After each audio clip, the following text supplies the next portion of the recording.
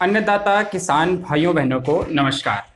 किसान भाइयों, हम पिछले 2 दिनों से आमदनी दोगुनी करने के उपायों पर जो कि सरकार के द्वारा सुझाए गए हैं, इन पर चर्चा कर रहे हैं। आज दूसरे दिन में हम बात करते हैं कि उत्पादन को बढ़ाया कैसे जाए। उत्पादन को बढ़ाने का अभिप्राय समझिए किसान भाइयों। जैसे आप एक फसली सीजन में यदि बिक्री के लिए, नगद बिक्री के लिए केवल गेहूं पैदा करते हैं, तो आपके पास बिक्री के लिए केवल गेहूं है, आपका उत्पादन 50 क्विंटल मान लिया जाता है। इसके अलावा यदि आप कुछ अन्य चीजें पैदा करें, वो भी आपके उत्पादन की बढ़ोतरी है। आप ऐसा ना समझिए कि केवल एक फसल के अंदर ही आपको उत्पादन को बढ़ाना है।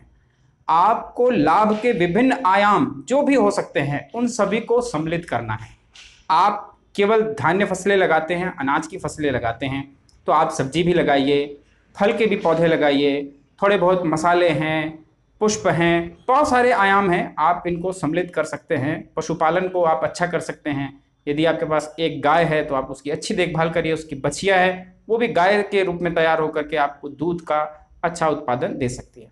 तो जो मुख्य मुख्य बिंदु हैं जिनको हम ध्यान में रख करके इस प्रक्रम को आगे बढ़ाएं कि हमारे उत्पादन बढ़े, अर्थात बेचने योग्य सामान जो है वो हमारे पास में पैदा हो, ये है उत्पादन को बढ़ाना। यही सोच के नहीं बहना है कि हम जिस फसल को पैदा करते इसी का उत्पादन बढ़ाएं, क्योंकि हर फसल की एक सीमा होती है। क्षेत्र विशेष, जलवायु के अनुसार, मिट्टी के अनुसार, किस्म के अनुसार वो अधिकतम उत्पादन उतना ही दे सकती है। पर हमें लाभ चाहिए तो हमें अन्य उपायों को जोड़ते हुए उत्पादन को बढ़ाना है। तो सबसे पहला बिंदु है फसल चक्र। फसल चक्र का पालन करने से उत्पादन में बढ़ोतरी अवश्य होती है।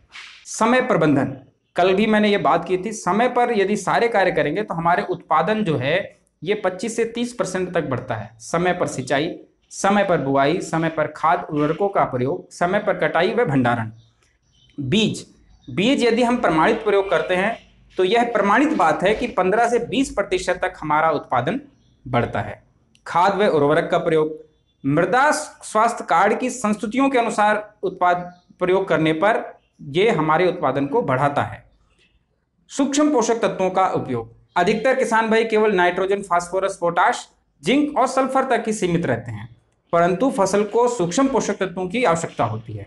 ये बहुत ही कम खर्चीले होते हैं और इनसे बहुत अच्छा उत्पादन हमको मिलता है। तो सूक्ष्म पोषक तत्वों का उपयोग मृदा स्वास्थ्य कार्ड की संस्तुतियों के अनुसार करना। जल का प्रबंधन, जैसे कि गेहूं की बात की जाए तो 21 दिन पर सिंचाई यदि हमने नहीं की तो हमारा उत्पादन जाहिर सी बात है घट जाएगा, अगर 21 दिन की गेहूं की फसल है। ऐसे हर फसल के लिए एक क्रांतिक अवस्था होती है जिस समय जल की बहुत ही अधिक आवश्यकता है। अनुसंधानों से ये बात सामने आई है कि आगामी जो धान की फसल है, इसमें भी हमेशा पानी को भर के रखने की जरूरत नहीं है। मिट्टी में दरारें ना पड़े, बस यहां तक नमी हमको बना करके रखना है। शुरुआत में जल भराव रखना है ताकि खरपतवारों का अंकुरण रोका जा सके।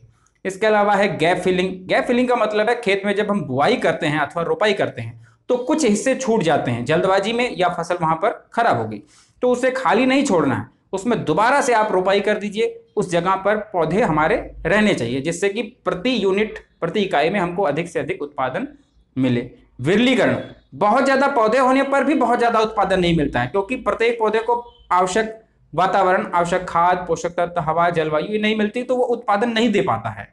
तो इस प्रकार से पौधों की पर्याप्त संख्या रखकर भी अपने उत्पादन को बढ़ा सकते हैं। सहफसली खेती को करना। मिश्रित खेती, अर्थात खेती के साथ में अन्य जो उपाय हैं जैसे कि पशुपालन है, मुर्गी पालन है, बकरी पालन है, शाक भाजी उत्पादन है, इनका भी हमें प्रयोग में लाना चाहिए। नकदी फसलों का समावेश जरूर करें किसान भाइयों। प्रत्येक किसान को हर फसल सीजन में कुछ ना कुछ नकदी फसलें आपकी जलवायु, क्षेत्र परिस्थिति व जो आपका विपणन है, बाजार की मांग है, उसके अनुसार नकदी फसलों को जरूर पैदा करना चाहिए। और कृषि विविधीकरण, कृषि विविधीकरण बहुत ही अच्छा और बहुत मजबूत उपाय है। किसान भाइयों, इन बिंदुओं को यदि आप ध्यान में रखेंगे तो बेशक आपका उत्पादन बहुत ही अच्छा पैदा होगा। और यदि आपको इन किसी बिंदुओं पर विशेष जानकारी की आवश्यकता है तो आप कमेंट कर दीजिए, मैं आपको कमेंट में ही इसका जवाब दे दूंगा। यदि ये जानकारी आपको अच्छी लगती है तो किसान भाइयों को आप इसे साझा करिए, शेयर करिए। इस वीडियो में इतना ही। धन्यवाद, नमस्कार।